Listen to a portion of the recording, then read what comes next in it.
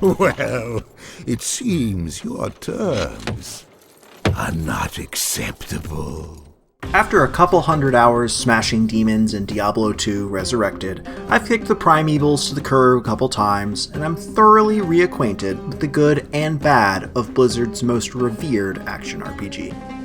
I played more than my fair share of Diablo 2 between 2000 and 2007, and Resurrected absolutely scratches an itch for the golden age of this genre. At the same time, it's a game from before modern concessions towards fun. Diablo 2's insistence on grind, unforgiving systems, and 20-year-old bugs can just make me feel tired. Satisfied, but tired.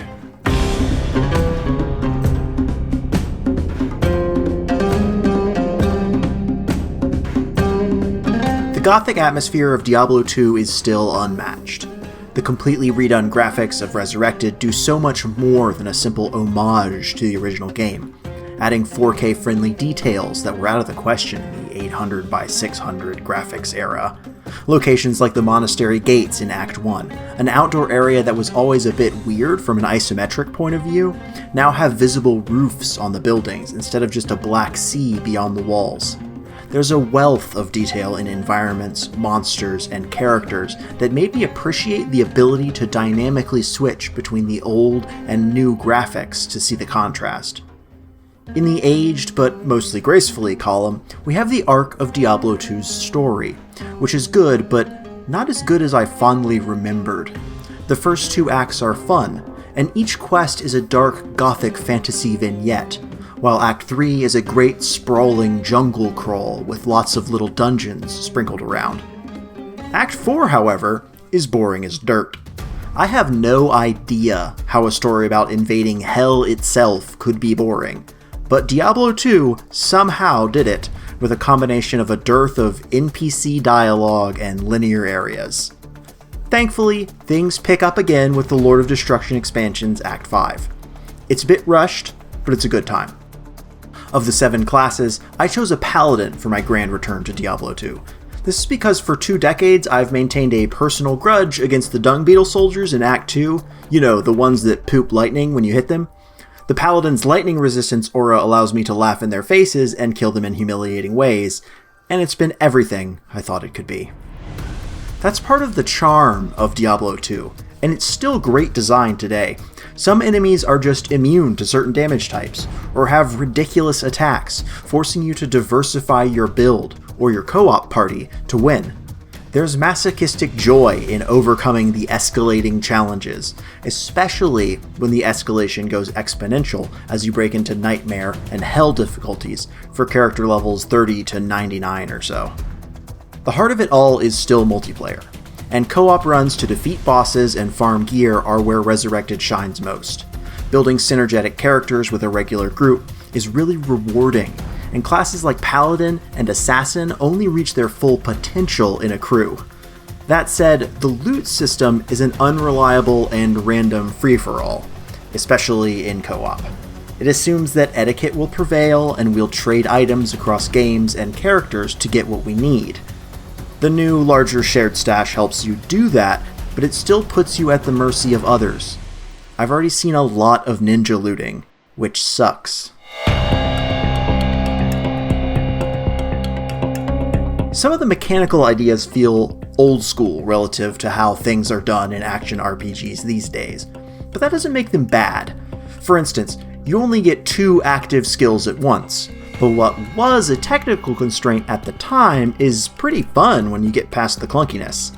There's a lot of juggling between powers. My normal Paladin rotation has Charge, Zeal, Vengeance, Holy Shield, Gas Grenades, and 5 different auras in play. There's a ton of freedom to build weird and wonderful characters, like a melee sorceress or crossbow paladin. I'd normally encourage you to go in blind and experiment for yourself. I won't in this case, because there are copious skill traps that can ensnare new players, meaning that some abilities you might be tempted to choose don't scale well past the early game. In other words, there are right and wrong decisions, but you won't know that unless you look it up or spend a lot of time failing. Additionally, some straight up broken things, like the infamous next hit always misses bug, have been retained in the name of keeping the flavor of Diablo 2 the same as it's always been. But that's something few people know about unless they do their homework. This also applies to broken skills like the Amazon's Fend and Druid's Fury. Why are they still in this game? I'm also a little sad to see that Resurrected has retained Diablo 2's arcane skill reset system. You get just one respec per difficulty level, and the only way to get more is by farming the big bosses for rare items and then shoving them in your Herodric cube. Unlimited respecs outside of ladder play would have been a prime candidate for overhaul to make Resurrected more accessible to a new generation and mitigate the skill trap issue. It's similarly galling that those things weren't addressed because the other big update in Resurrected is that you now automatically grab gold when you pass by. This change shows that a small tweak can go a long way towards removing tedium from the original game without really changing the experience. The moment-to-moment gameplay that made Diablo 2 legendary in its time, though, is completely unchanged. It's as wild and chaotic as an isometric action RPG ever is, but in the long view, it's also kind of slow. Running is limited by your stamina bar, so any backtracking you have to do is painful.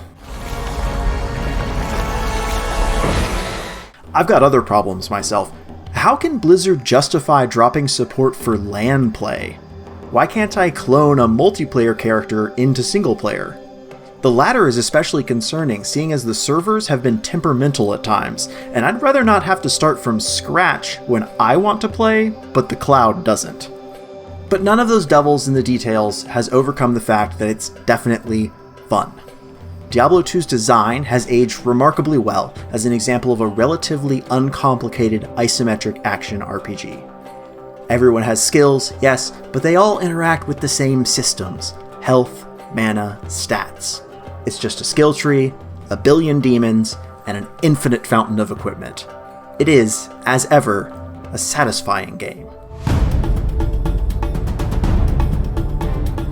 Diablo 2 Resurrected updates the graphics of a great, classic action RPG for a new generation.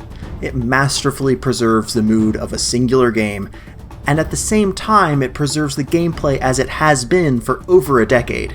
Mostly for better, occasionally for worse. Unfortunately, parts of the gameplay that were standard 20 years ago just look bad now, or feel like a waste of our time.